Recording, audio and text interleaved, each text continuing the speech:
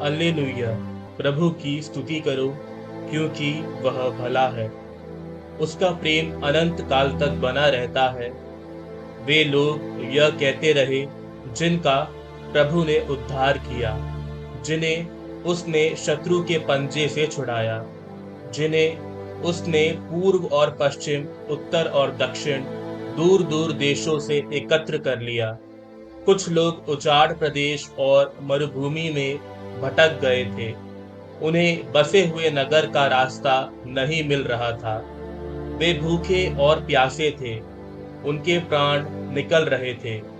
उन्होंने अपने संकट में प्रभु की दुहाई दी और उसने विपत्ति से उनका उद्धार किया। वह उन्हें सीधे रास्ते से ले गया और वे बसे हुए नगर तक पहुंचे। वे प्रभु को धन्यवाद दे उसके प्रेम के लिए और मनुष्यों के कल्याणार्थ उसके चमत्कारों के लिए, क्योंकि उसने प्यासे को पिलाया और भूखे को तृप्त किया। कुछ लोग अंधकार और मृत्यु की छाया में बैठे थे, दुखी और बेड़ियों से जकड़े हुए, क्योंकि उन्होंने ईश्वर की वाणी से विद्रोह और सर्वोच्च प्रभु की योजना का तिरस्कार किया था।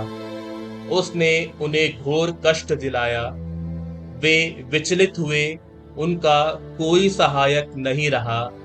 उन्होंने अपने संकट में प्रभु की दुहाई दी और उसने विपत्ति से उनका उद्धार किया।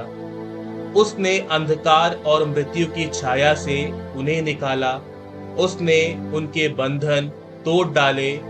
वे प्रभु को धन्यवाद दे उसके प्रेम के लिए और मनुष्यों के कल्याणार्थ उसके चमत्कारों के लिए, क्योंकि उसने कांसे के द्वार तोड़ दिए और लोहे की अर्गलाओं के टुकड़े कर डाले।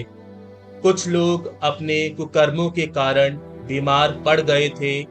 वे अपने पापों के कारण कष्ट झेल रहे थे।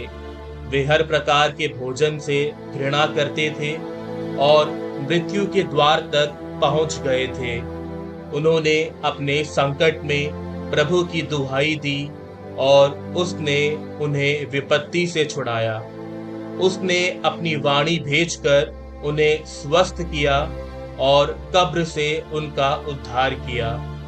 वे प्रभु को धन्यवाद दे उसके प्रेम के लिए और मनुष्यों के कल्याणार्थ उसके चमत्कारों के लिए। वे धन्यवाद का बलिदान चढ़ाए और आनंद के गीत गाते हुए उसके कार्य घोषित करें। कुछ लोग जहाज पर चढ़कर यात्रा करते थे। वे महासागर के उस पार व्यापार करते थे।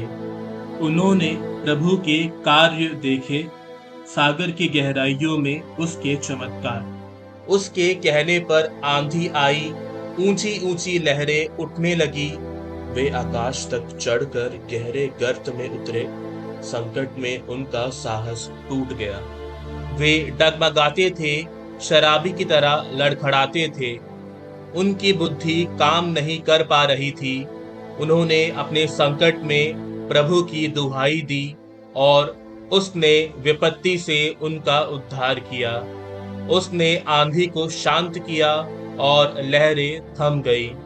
उस शांति को देखकर वे आनंदित हो उठे और प्रभु ने उन्हें मनचाहे बंदरगाह तक पहुंचा दिया। वे प्रभु को धन्यवाद दे उसके प्रेम के लिए और मनुष्य के कल्याणार्थ उसके चमत्कारों के लिए।